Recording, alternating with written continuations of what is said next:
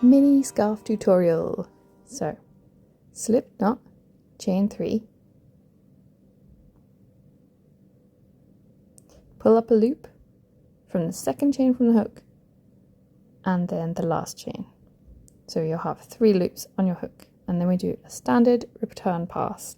So the standard return pass is yarn over, pull through 1, yarn over, pull through 2 until the end of the row, and we're changing colour when there's 2 loops left on the hook.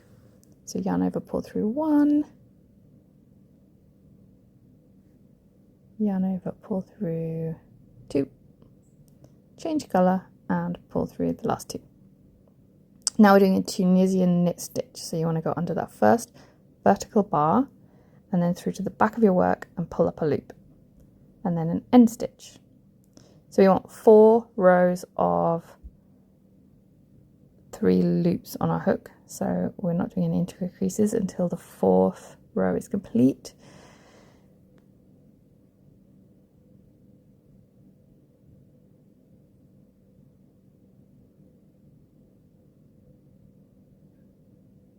So we're changing colour at the end of the row.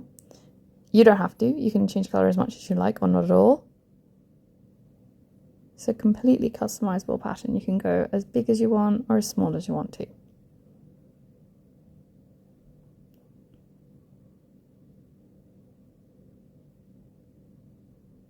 So we're just coming up to our increase row.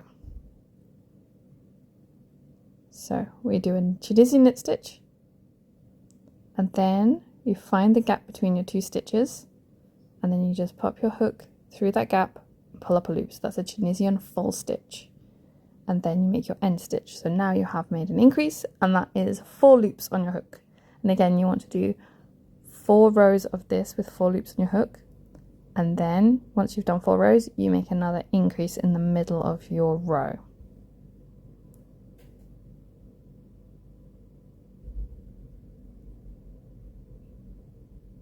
The key to making the colour changes as well is when you have changed colour and you're starting your forward pass, you just tuck the yarn you're not using just in behind and just keep it attached to your work so you don't have to weave in loads of ends. You'll only have the 2 ends at each end of your work. Another increase row, I'll show you one more time. So pop your hook between the 2 stitches and pull up a loop. And then you do another knit stitch, and then your end stitch. So now we have 5 loops on our hook. And keep going like that. So every time you've done 4 normal rows, you make an increase until it's as wide as you want it to be.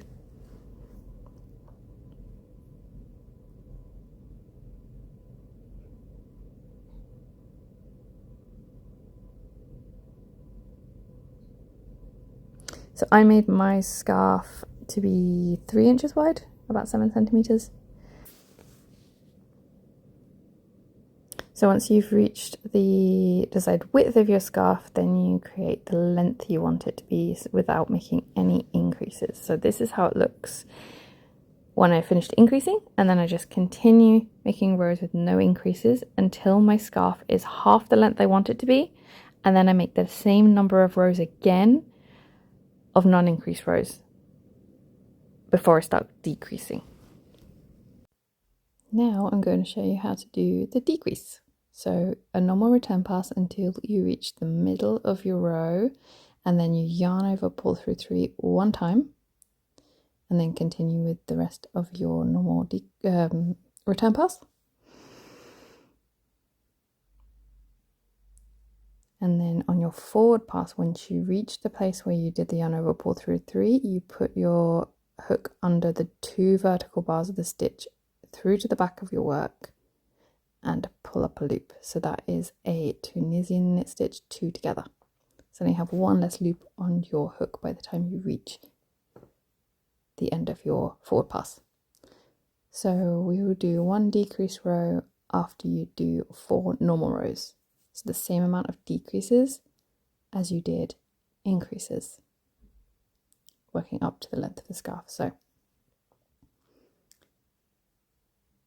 this is after I've done enough decreases to reach, what was that, 6 loops on my hook.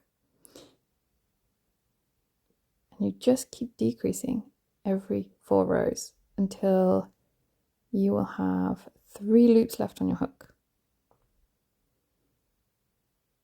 So here I'm going to pull through 3 there, and then pull through 2 and 2, and then another decrease under the 2 vertical bars through the back, and then pull up a loop. So I'm going to have 4 loops on my hook again, and then I'll do 4 rows of 4 loops, and this is my final decrease and my bind off row. So I do 1 decrease there, and then I'm going to do the Tunisian knit stitch 2 together, and then slip it again, so you still have 1 loop on your hook. So you do that twice, and then you do another slip stitch, and then you'll have finished. So you cut both your yarns and weave in your ends.